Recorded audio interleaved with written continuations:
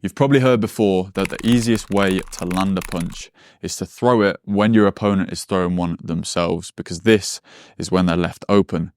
But how are you going to throw a punch whilst your opponent's throwing one too and not get hit yourself? Well, you need to throw your punches with your head off the center line. In this video, I'm going to explain how you do that. I'm going to break down the safest and easiest techniques that you can use to throw your punches with your head off the center line so that you can evade your opponents whilst landing yours. The main problem with moving your head as you punch is you might move your head into the wrong position. For example, I could evade a jab by slipping inside and throwing a right hand and getting a counter that way, but he might be throwing a 1-2. And if I slip inside his jab and he's throwing a 1-2, and I've effectively just headbutted his knuckles. So I will cover these risky options, but I'll mainly focus on the safer ones where you're slipping outside of your opponent's punch whilst throwing a punch yourself, so that you're less likely to get caught and your head's in a better position. I'm going to go over punches 1 all the way through to 8, starting with the jab. With the jab, I can either slip as I throw it, or I can step as I throw it. Now, if I'm fighting someone in the same stance as me, then I'm always going to go to my rear side. If they were the opposite stance, then I'd want to go to my lead side because I want to get outside of their jab. But throwing the jab, we can't go to our lead side. It's just the biomechanics don't really make sense, especially with a slip. How am I going to throw a jab and slip this way?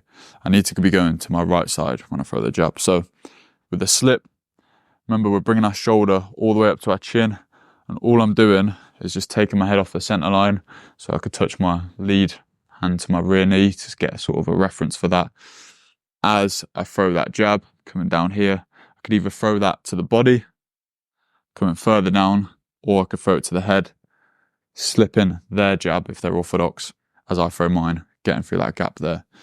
The other one is stepping as I do it. So when I step to my right, I'm only taking my rear foot, and as my rear foot lands, my jab lands. So it's at the same time, synchronized. There.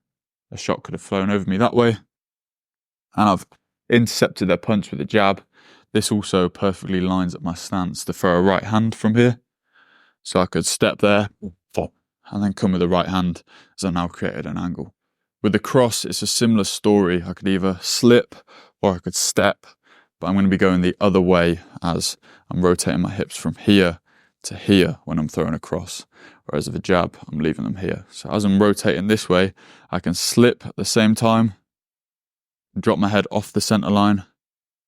I can step with this as well to get my head further off, or I can just step and throw it, keeping my head where it is. Remember, we still want to rotate our hips and upper body as we do this. We don't want to leave our hips behind when we're slipping. We're not leaning like this. We're rotating our hips and throwing across to either the body or the head, taking my head off the center line. This will help me avoid a cross from the same stance. So if an orthodox opponent threw a cross at me, I can slip outside it and throw my cross, meet him in the middle where that open space is, or if a southpaw was throwing a jab, I could slip outside of the jab.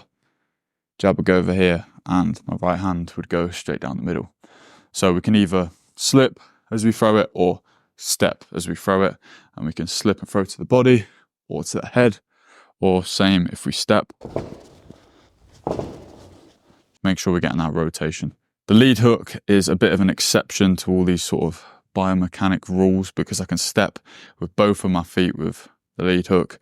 I could step to my left with my lead foot and sort of check hook in this position here. I'll just show you that again. Step in with my lead foot. As my lead foot lands in this position, that's when my lead hand will land. I'm pushing off. Or I could step with my rear foot and I could slip outside someone of the same stance as jab. So I could step with my rear foot. As my rear foot lands, my lead hook will land. Taking my head off the center line, the jab's gone that way, and I've landed my lead hook through there. Moving your head whilst throwing the lead hook is actually quite difficult just on trunk defense. You certainly can't slip and throw it, as you'll probably just come off balance because all your weight will be over here, especially with the momentum of your arm. You could roll to the right or to your rear side as you throw it. So I'm in this position. As I roll and as I come up, I can bring it around there. That'd be if I was rolling under a orthodox left hook or a southpaw rear hook, but I don't know, that's kind of hard. I wouldn't do that. With the rear hook, as we said at the start, there is a kind of dangerous one where you could slip inside a jab and throw it there, taking your head off the center line and then exposing that or exploiting that gap that's left from them throwing the jab. Or if they were southpaw, you could slip outside, or the opposite stance to you, you could slip outside their jab and then catch them there, just bringing it around like with the cross, but with the rear hook to the head. You could also step to your lead side as you throw it. So say they're same stance as me is throwing across. I could step with my lead foot, watch that rotate. I want to make sure we're definitely getting outside of their punch though. We're not walking onto a right hook of theirs. And then there's also the roll.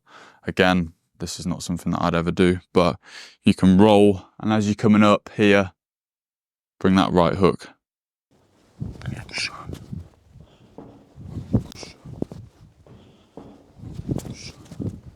The lead uppercut is pretty tricky. I'd probably just stick to throwing it by itself. But what you could do is you could check lead uppercut, taking your head off the center line that way, or you could step with your rear foot, just like the left hook. So I'm in this position where my hips are rotated. As I'm bringing it up, I'm going to step there.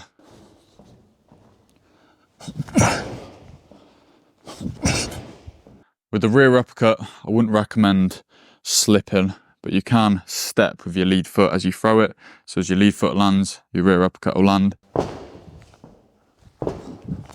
And you can also roll with it. So I saw Bivol do this really well. Imagine an orthodox opponent's throwing a right hook at me. I could roll under that shot as I bring this one up here.